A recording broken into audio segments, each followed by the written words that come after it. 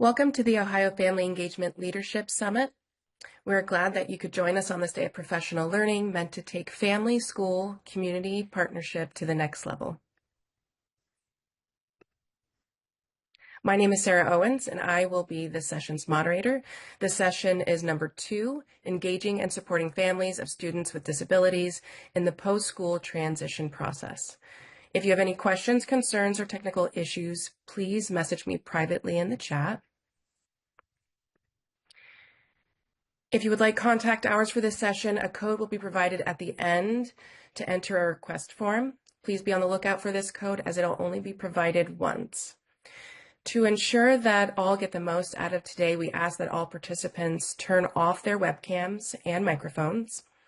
If you have any questions for the presenter, please use the chat feature and I will pass them along at the appropriate time. You can also join the conversation on Twitter. Be sure to use the hashtag OHSummit24 to share your thoughts. And now I will pass things off to Dr. Carly Gilson.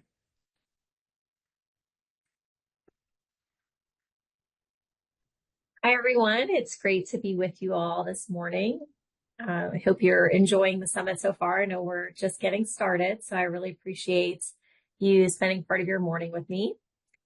My name is Dr. Carly Gilson, and I am an associate professor of special education in the Department of Educational Studies at Ohio State University. And I'm here today to talk about engaging families in the post-school transition process when working with students and families. So my background is in special education, and I have moved around quite a bit. So just sharing briefly a little bit of where I came from and how I got to be here in Ohio. So I'm originally from Florida and graduated from the University of Florida. And then decided that I wanted to become a teacher. And so I went to Boston College for an urban teaching residency program there and worked in Boston Public Schools as a high school English teacher. And I was actually placed in a co-taught, so special education, general education setting. And even though I was on the general education side, I really enjoyed working with students with disabilities. And so from there, decided that I wanted to actually go and get my license in special education. So also, while I was in Boston Public Schools, was really engaged in a program called College Bound, which was a high school program that took place on Saturday mornings that helped students get ready for college. So it was a lot of preparation around the SATs and the ACTs and filling out college applications, writing a personal statement. And what I noticed, especially, spending 5 days a week in this classroom where there were students with disabilities, I noticed on Saturday mornings that there were no students with disabilities present in those college-bound sessions. And I really began to wonder why were they missing from the process? This is such a critical time period for many high school students as they're getting ready to transition. And for many, but not for all, college is the next step.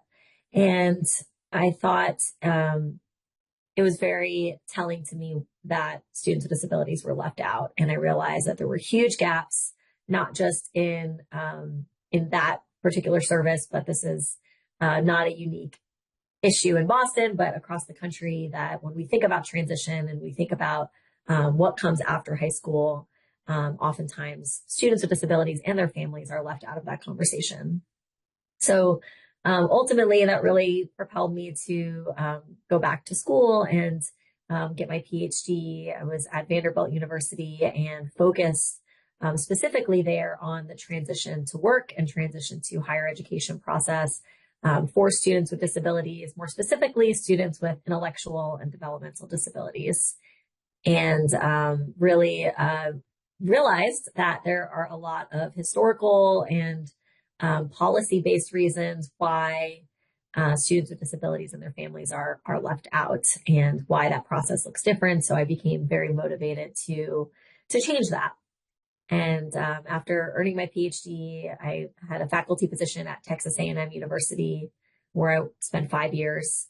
And while I was there, worked specifically in higher education um, programs for students with intellectual disabilities. And I founded a program there called Aggie Achieve, which is a post-secondary program specifically designed for students with intellectual disabilities at Texas A&M University, where students with intellectual disabilities can come and take college courses. They live on campus. They have internships and employment opportunities on campus.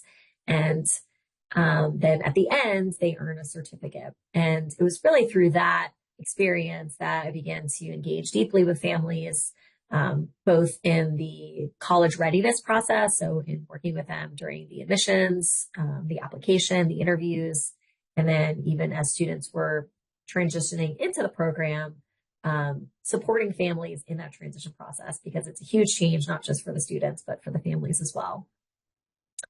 And then ultimately, that brought me here to Ohio, and really happy to be here. I'm now in my third year at Ohio State and still really engaged in this work. And I'd say in the last several years, I've thought more about, even within the sphere of students with disabilities and their families, who is left out of that conversation. And it's brought me to focus more heavily on racially minoritized families and students, and how there are systemic barriers in place that really prevent them from accessing a lot of the services and supports that have been recently designed for students with disabilities in the transition process. And so that's where a lot of my current work focuses, and I'll share more about that today.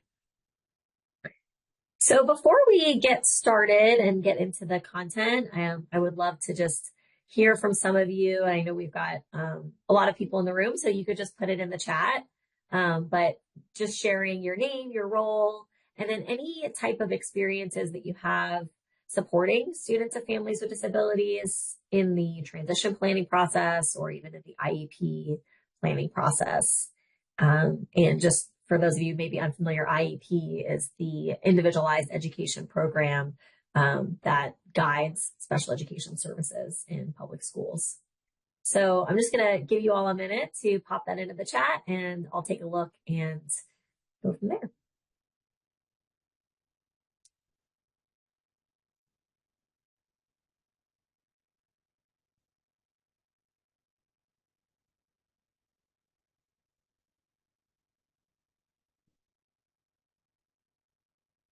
Great. So far I'm seeing someone from Head Start, parent mentors, a parent, director of special education and services, student services director. Oh, this is great. Just so many different people here. Adult services programmer for the Chillicothe Library.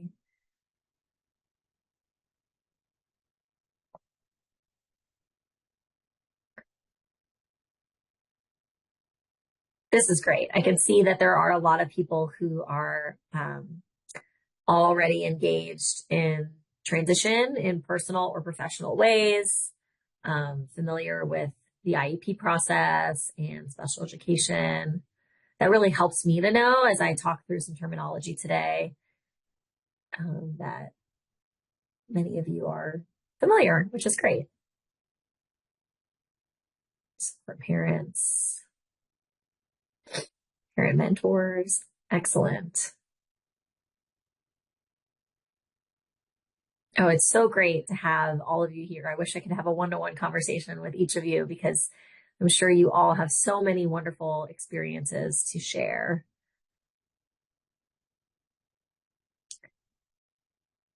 All right, great. Well, keep on entering those, and I'll take a look a little bit later too. Thank you so much for being here and for engaging in this process. And I really don't want it to be all of me talking today. So I hope that later on we are going to go into breakout rooms. And so I encourage you to share some of your experiences and ideas within those rooms as well, so we can all learn from each other. So here's a bit of an overview of what we're going to explore together today. And these are just some big questions. I find that oftentimes in these presentations, I leave with more questions than I started with. And the goal is not necessarily to answer all of these questions, but to wrestle with them a bit and explore them together. And, being transparent at the outset that like, I don't have the answers. And I think that, as a field, we have a long way to go. And, I'm hopeful that what today's session will help you do is ignite a spark of how you may be able to make that change within your own, professional or personal space, within your own family or within your work setting. So we're going to talk about what does the transition to adulthood look like for many adults with disabilities. Why is it so important to engage with families during the transition process? We're going to talk about a term called person and family-centered planning.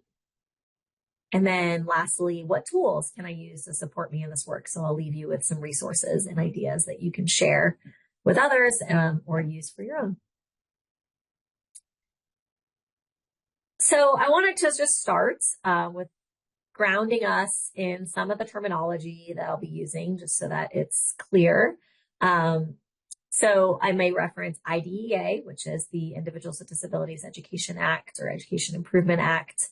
Not going to share the whole IDEA with you, but what I did want to share was the part specifically that pertains to parents. So IDEA is the federal policy that guides special education services in public schools and guarantees a child with a disability access to a free and appropriate public education.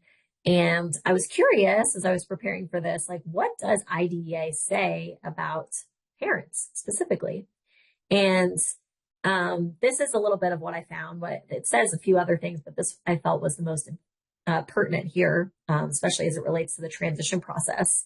So much of what it talks about is mandates related to things that teachers or case managers, LEA, as it's often called, the local education agency, has to provide to parents. And they do use the term parents, but this could be broadly families, siblings, guardians, grandparents, whoever is that child's legal caregiver. And so this is what I thought was really interesting related to transition. For a child with a disability, beginning not later than the first IEP to be in effect when the child turns 16 or younger. And important to note that in Ohio, that age is actually 14. So some states, including Ohio, do have younger dates than this that specify when the transition process should begin. And not only does the transition process begin at that age, but this is also really when the conversation during those IEP meetings should tilt toward planning for the future.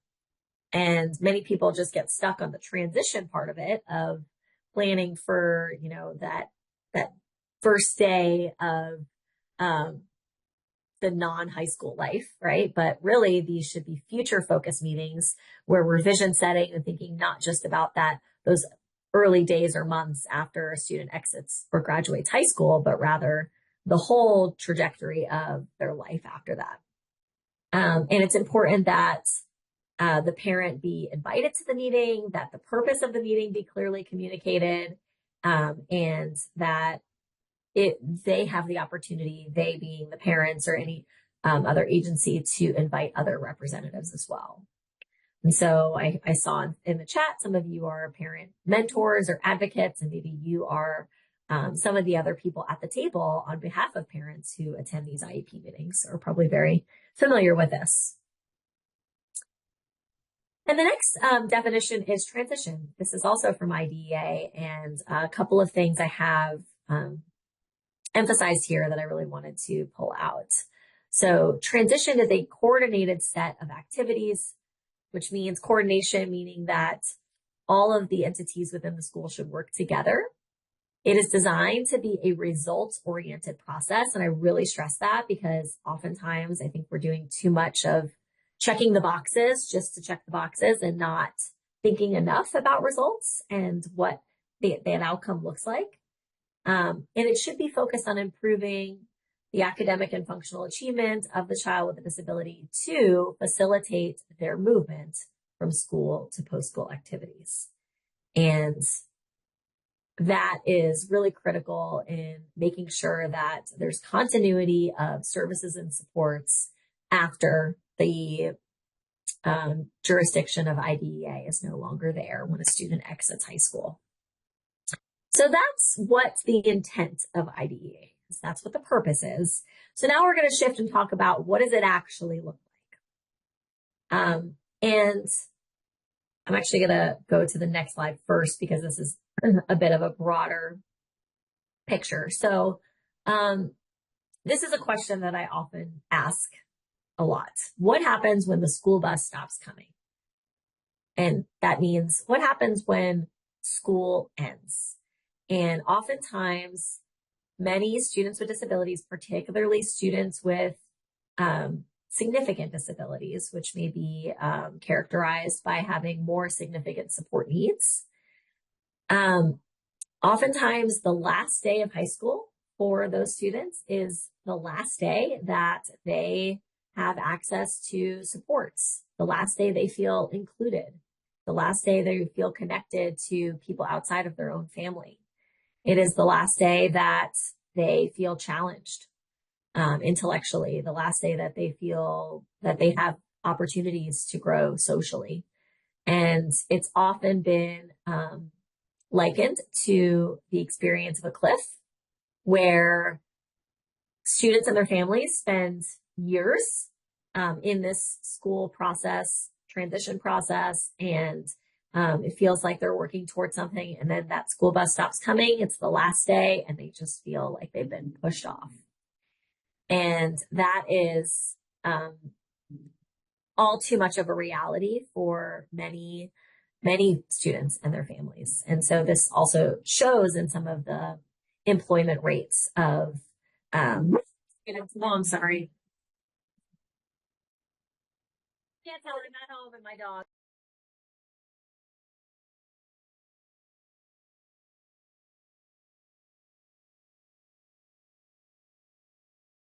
So sorry about that. So of those who are employed, hold on, I'm so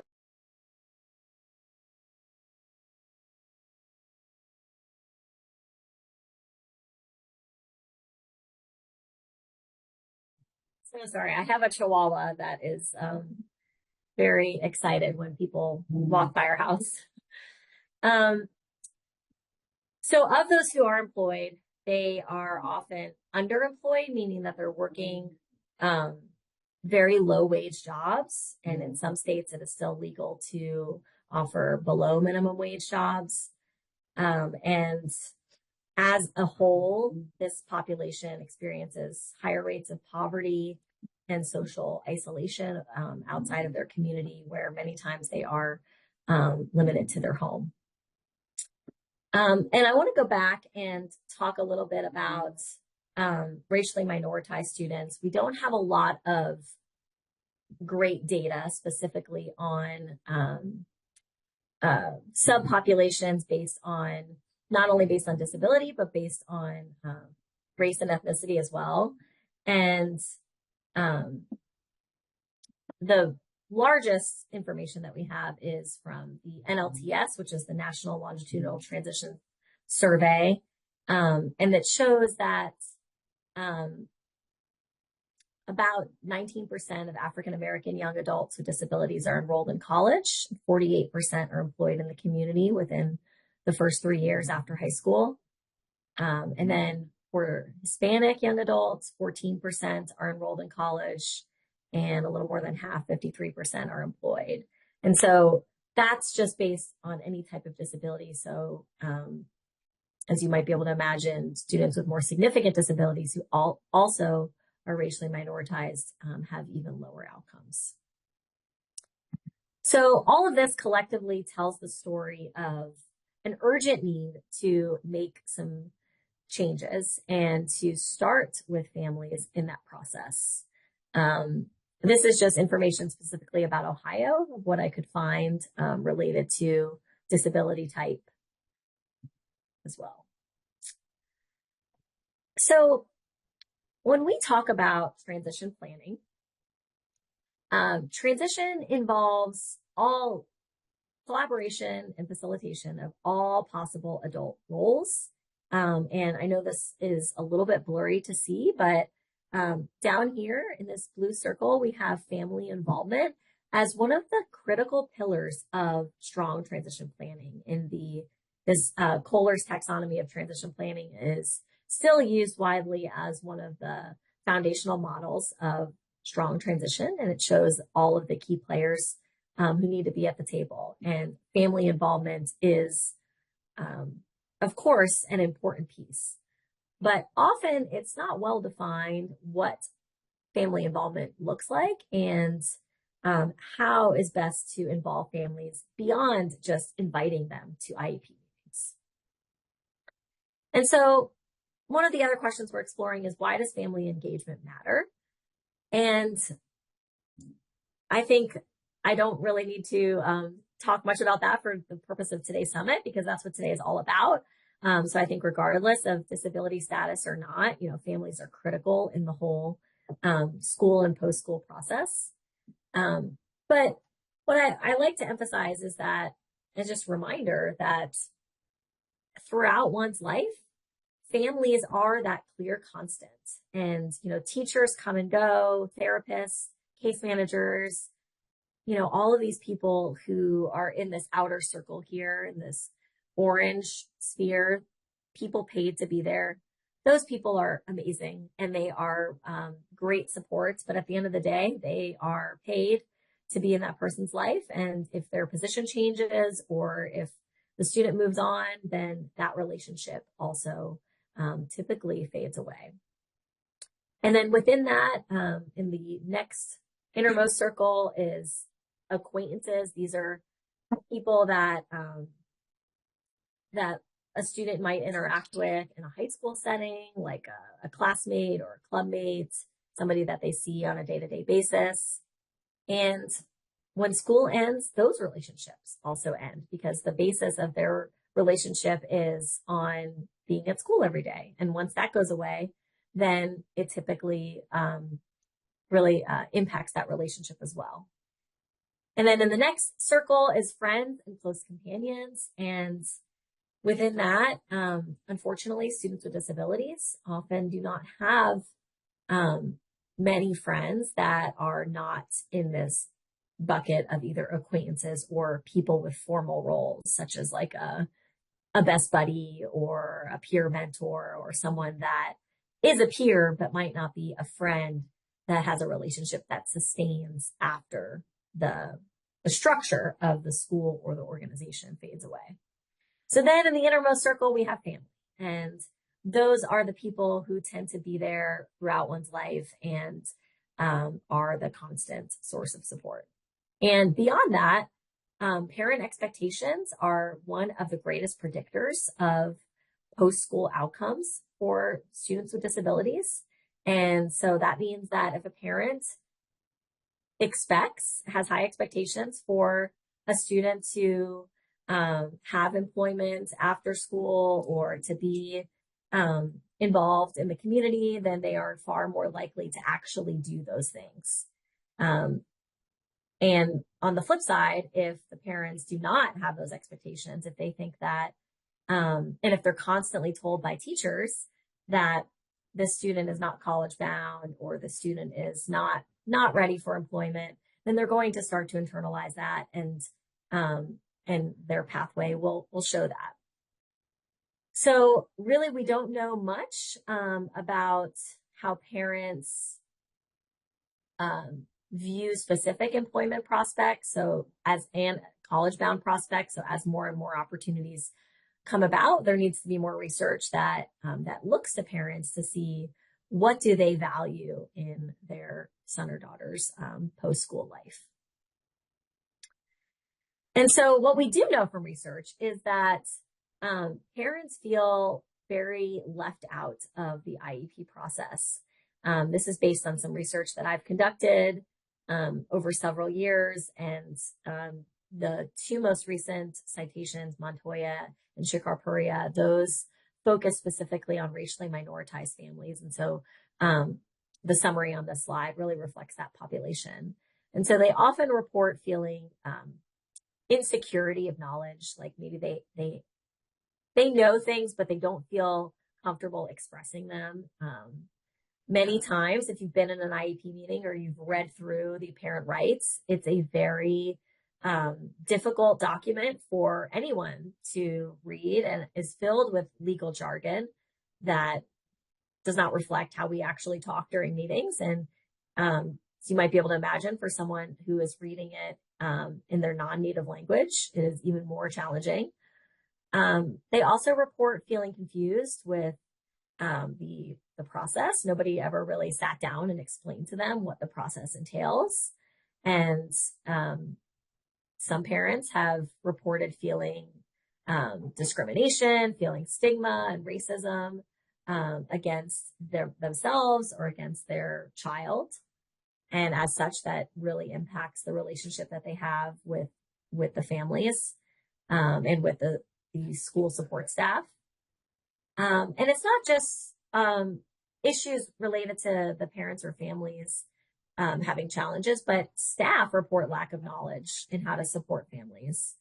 And many times the IEP is scheduled at a time that does not make sense for the family to attend. So even though, the IDEA only says that the parent has to be invited, but whether or not they attend is not always mandatory.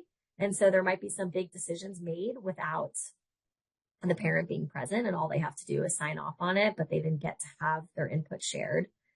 And then many times there's a lack of time to discuss goals. So even when parents and families can attend the IEP meetings, I'm sure you all have been to many meetings where the document is 95% drafted, and it's just a matter of talking through what's already on there.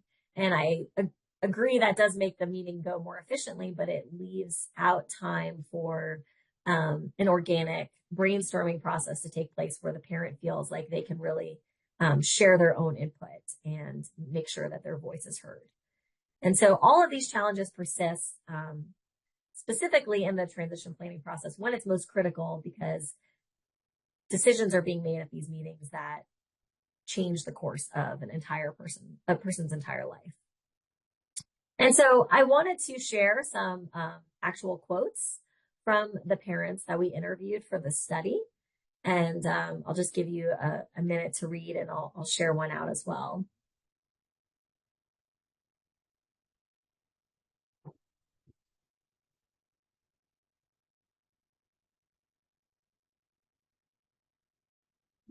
So I'll share one from Rocio.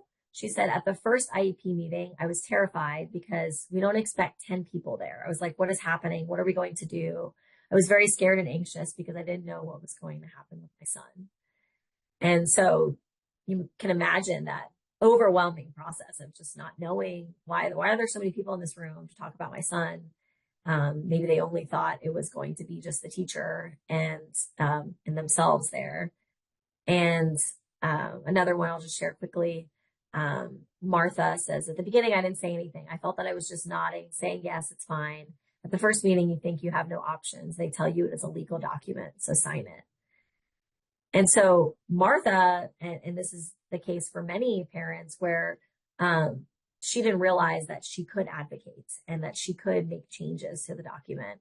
And so she was just nodding, saying yes, which may have appeared to the people in the meeting as though she understood what was happening, but and that she agreed with the decisions they were made and what they were saying about her child, but she didn't, and she felt pressured to sign the document as is. So this is just a snapshot of the ways that parents feel marginalized and excluded from the IEP process.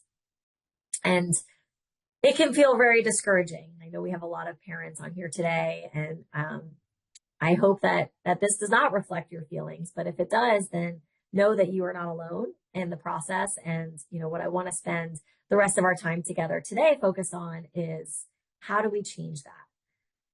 there must be another way. There must be something that we could do in our personal or professional roles to change many of these challenges and to help overcome them. So we're going to do an activity called multiple perspectives. And this is where you'll get into breakout rooms. We will spend about 15 minutes in these breakout rooms, and we're going to look at the same question 3 times from multiple perspectives, hence the name of the activity. So when you first get into your breakout room, just introduce yourselves. I know we have a lot of different people here with diverse backgrounds and experiences, so I want to give you all time to share that with one another. And then the 3 different perspectives that we're going to look at are first, the personal perspective. So you may be coming here, as an educator, an administrator, a counselor. Actually, sorry, those 2 should be flipped. So personal perspective being sibling, parent, or student, what is your role in this process? And if you don't have one of those that you identify with, then just put on that hat for a minute in pretending that you do. So from the role of a sibling, from the role of a parent, adopt, whatever it might be. And then the next one would be the professional perspective. And that would be how your professional title, your role as a teacher, administrator, counselor, director, and how you might engage with this question from that hat. And then lastly, I want everybody, regardless of which perspective you truly identify with, to adopt a new perspective. So it could be any of those that are listed or any of the ones that are not listed that maybe I haven't thought about yet, or that you want to look at this question from that perspective. So the purpose of the activity is that you're able to engage with this question in 3 times, 3 different ways. When you get in your room, before you get into your discussion sharing, elect somebody to be a timekeeper, someone to facilitate the conversation, just to make sure that within the time span, you have enough time to get through each perspective. And then we may not have time for this. I had a group presenter. I wasn't sure how many people would be in the room, but just somebody at least to put it in the chat of some of the things that you talked about during your discussion. And we'll see if we can have a few minutes at the end to invite some people to share out loud. Okay, so this is the question, and I'm also going to give you a bit of a sentence stem to help you frame the way you answer these questions. So I use very broad topics to describe each of these roles, but you can go further. You can also define the roles based on other aspects of your identity or other aspects of an imagined identity. So maybe based on race or ethnicity, gender, disability status, socioeconomic status, geographic location, places that or things that might influence that role in the answer. So you'll start off the sentence by saying, from the perspective of blank. So from the perspective of the mother of a 14-year-old son with autism, I think family engagement is blank, and then share your definition based on that role. And then we'll come back at the end and share some of those. So this is the question. I'm going to pop it up here, and then I'll also put it in the chat so that you have it. What does meaningful family engagement in the transition planning process look like?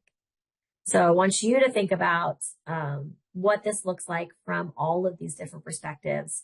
And since we're talking about what it looks like, I really want you to imagine it, the imagery of it. What does it look like during the IEP meeting? Who is sitting at the table? Who is speaking during the meeting?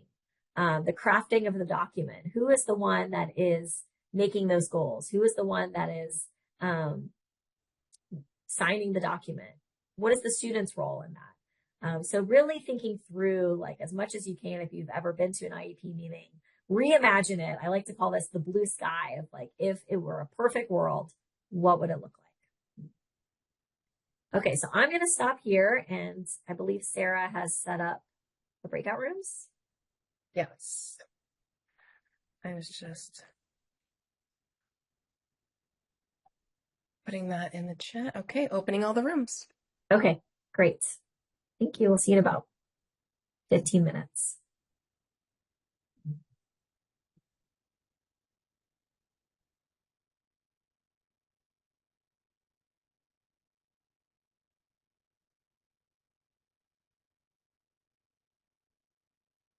I am not seeing a breakout room pop up.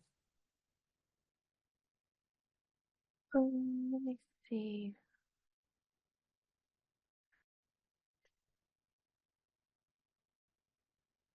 Let me see which one. Looks like not everyone. Some people didn't join. Okay.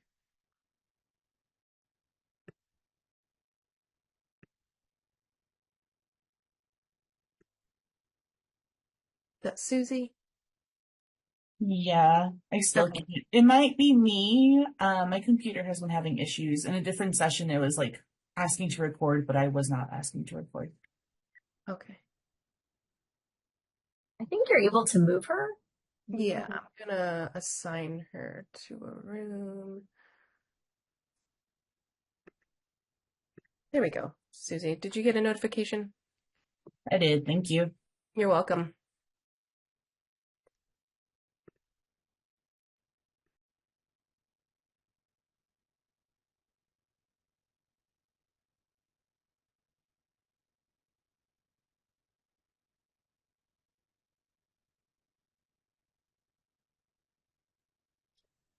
It looks like there's a couple of rooms where there's only one person because maybe others haven't joined. I'm just gonna check that right now. I was just looking to see if anyone else. Okay, so we're not.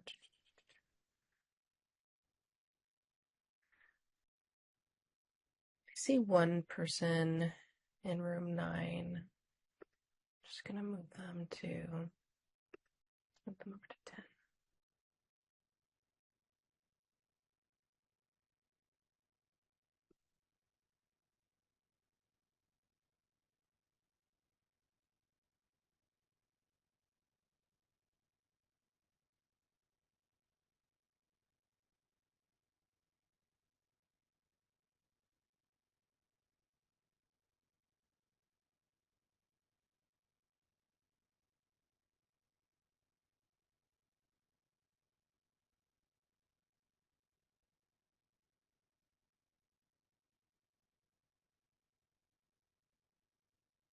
All right, so we should have at least 3 in each.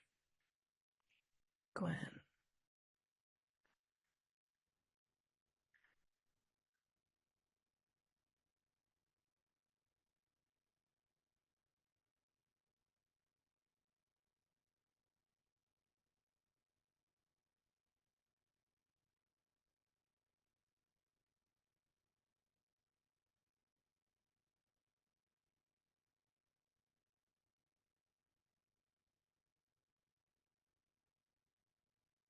I just broadcasted the question again to the group. And I'll Okay. just keep an eye on the rooms. Okay, great. Thanks. Yeah, you're welcome.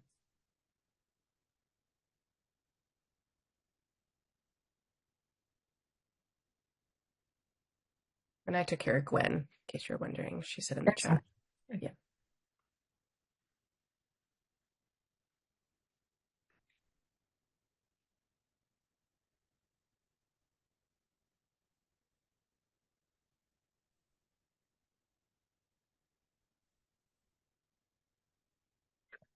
I think maybe bring them back like a few minutes early. This ends at 11:30, right? Mm-hmm. Yes. Okay.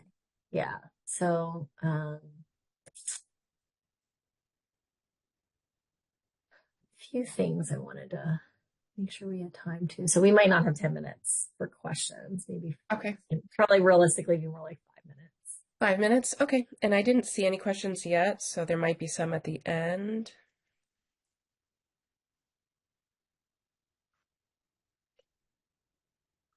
So can you, or maybe I can do this, I don't know, but can you broadcast a message to let them know come back at like 11, 11:15 instead?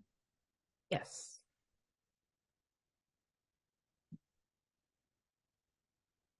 And I'll just close the room so they'll be forced to come back, honestly, but Okay. that just makes sure everybody comes back. But I'll give them a heads up. Thanks. No problem.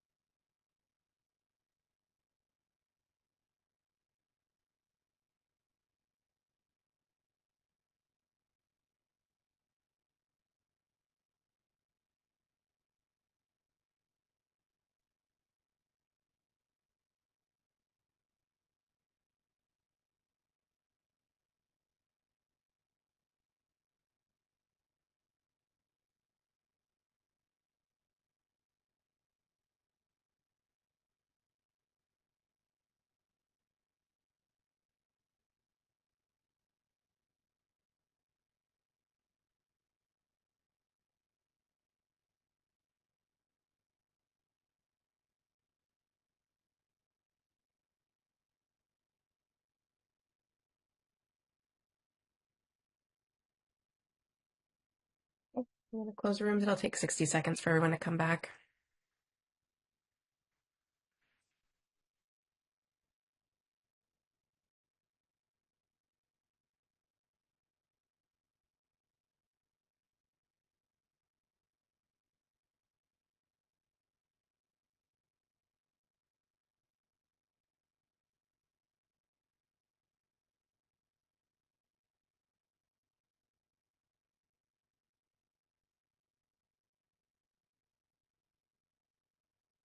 We're seeing your notes as well.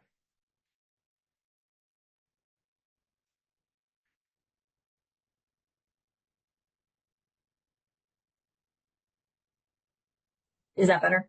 Yep, you're Okay. good.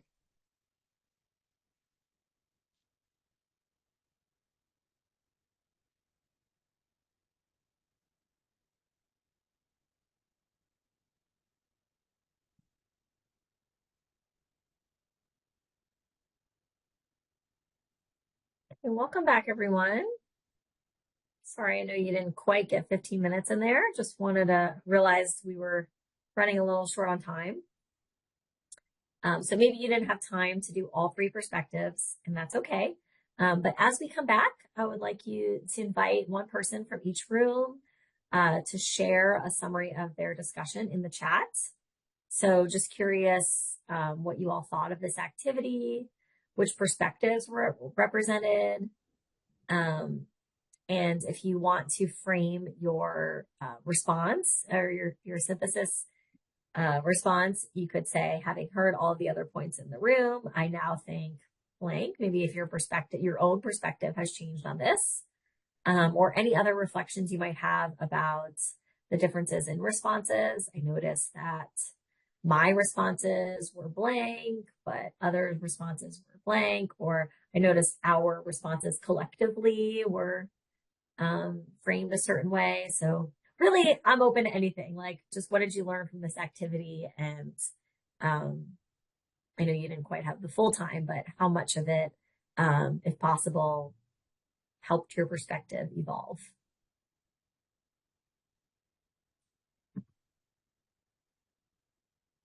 Carly, are you just looking for volunteers to jump in? Yeah. Yeah. Okay. And you could speak aloud or put it in the chat, but yes, definitely welcome people to speak as well. Well, I will just say for our group, I think the biggest thing we talked about is how important it is to see things from all sides, because in the world of education, we live in acronym soup. And unless we're speaking the same language, how do we even give families a voice? And I think we each had like a personal experience with that as well. So I think those personal experiences were what made ourselves eye-opened to parent perspective, and how we really have to give them the why behind it and make sure that they understand it before they're allowed to have a voice, or not allowed, but able to have a voice. Yes, that's so true. That's so true. Explaining the purpose, being transparent from the outset. And I like what you said, acronym soup. Definitely true.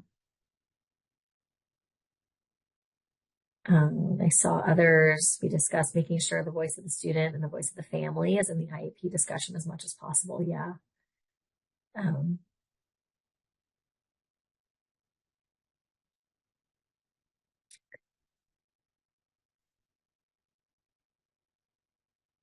Great. So I'm seeing lots of ideas around representation of voice, bringing parents back to help write the IEP. I love that, giving them some true authorship in the process rather than just signing off on it. It's like in one room, everyone was in the same professional role. Common views, backwards planning, student and parent participation. Great.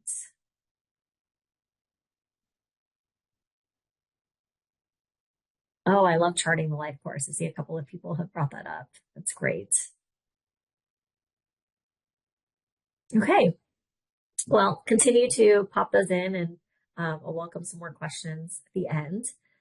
So I wanted to introduce this term called person-family centered transition planning. And you may have heard of the term person-centered planning, which is commonly used in transition, especially in post-school, outside of the IEP process. It is possible to have it conveyed within the IEP process itself. And I think, at the heart of it, that's what an IEP should be, is student-centered. But this term, person-family centered, it steps beyond that and acknowledges the importance of the family in the conversation and in the planning process, in supporting the student for transition.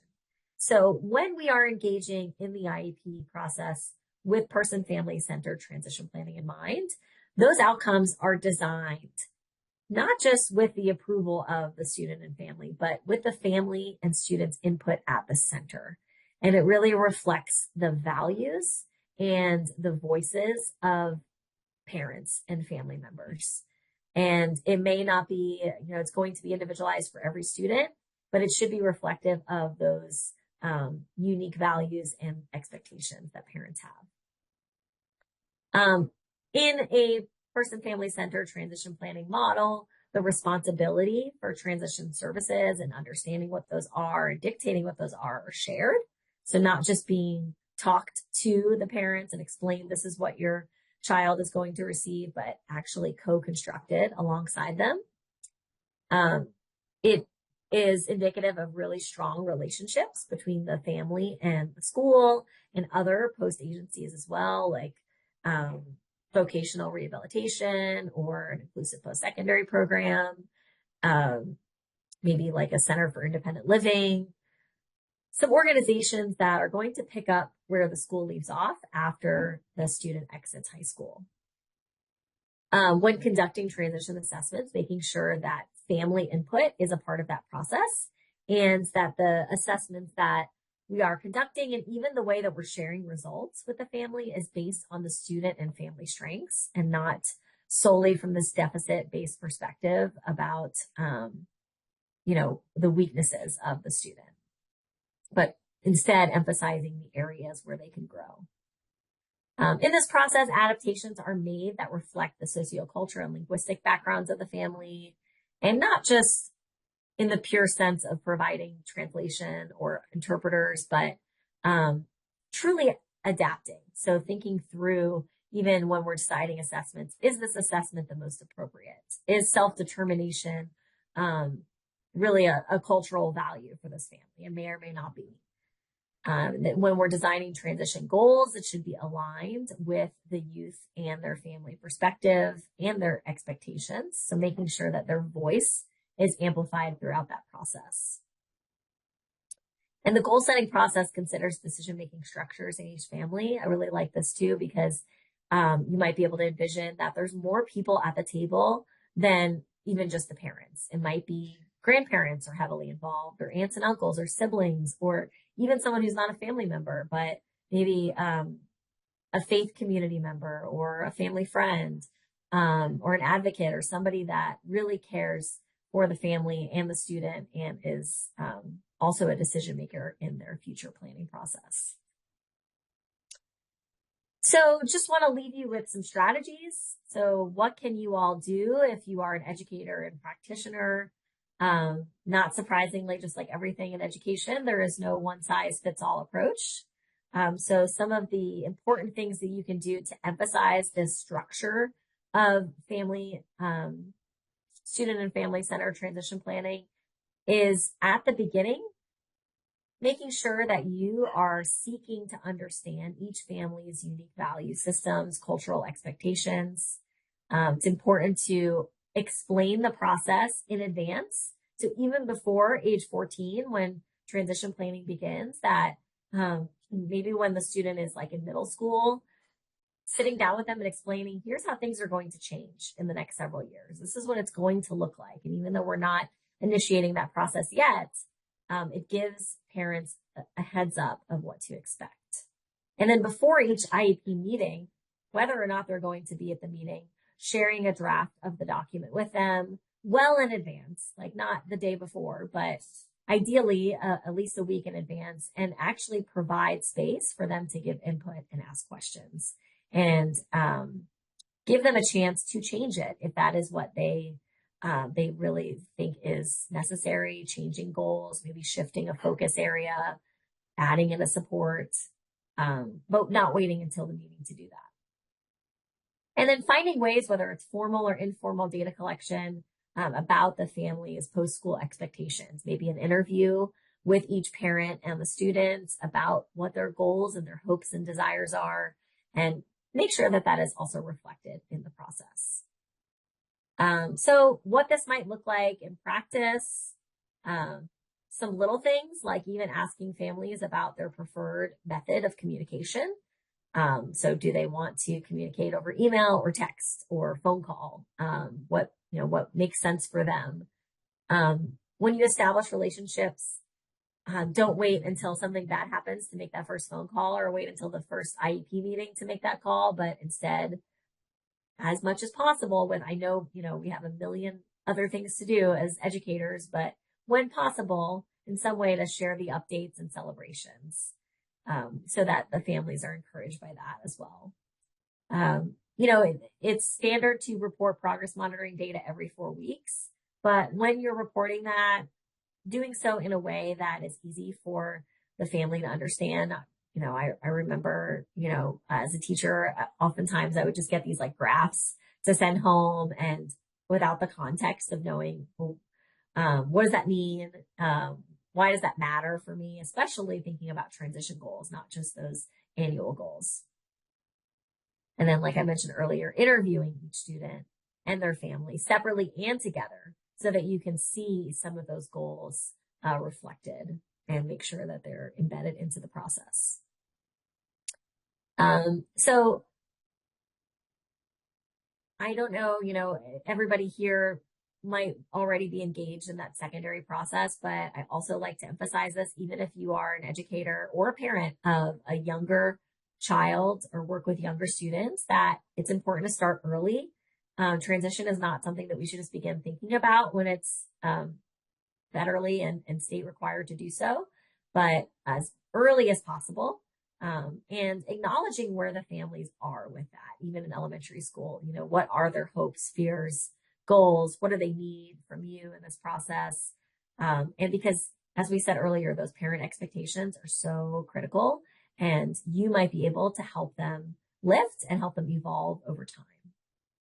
And the one caveat I have about that is to acknowledge this feeling of jet lag that many parents might feel about this process. So they might feel jet lag, is the sensation of feeling like you're in two different places, right? We often experience it when we're traveling and we, are coming back from one time zone and entering a new one, and we feel tired, and it's really hard to be in both worlds. So that is a sensation that many parents and disabilities have for years, because especially when you start to bring up transition to adulthood with, an elementary school student, where they might feel like, I can't think about high school right now. I can't think about adulthood. My son is in 5th grade. That's all I can focus on is getting him into 6th grade or getting him, from Monday to Tuesday. And so that's a very real feeling. And so as you have these conversations, tread lightly and really check in with where the parent might be at that particular moment. Maybe they're not ready to think about the whole big picture, but the more that you establish a relationship, the more comfortable they will feel over time. Dr. Gilson, Yes. We only have a few minutes left. Okay, yeah, this is the last slide. So this is just something kind of a challenge for you all to either think about, or if you would like to put it in the chat. So as you leave today, what is one thing you can do in your own life to turn a barrier into a bridge? So something that you might be able to do that embodies this idea of family engagement in the transition process. So I will close with that. The rest of my slides, I do have some resources to share. Will they get a copy of the slides, Sarah? I know that we have access to everything on our website, and I'm going to share that link. Okay, great. When you go through the slides, there are some resources, the references for all of the articles I mentioned, and then some resources for parents as well. So thank you all for your time. I'm happy to answer any questions. Thank you, Dr. Gilson. Any questions?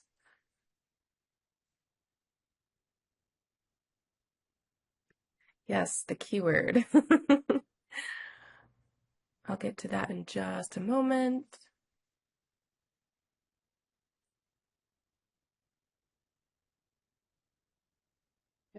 No question, but I just wanted to let everybody know. I put in the chat, it was at 11:14. Pennsylvania has a wonderful body of work that was organized by our own Erin Campion called Student-Led IEPs, and it is resources broken down for educators, for families, and for the students. So check that out. Well, great, thank you.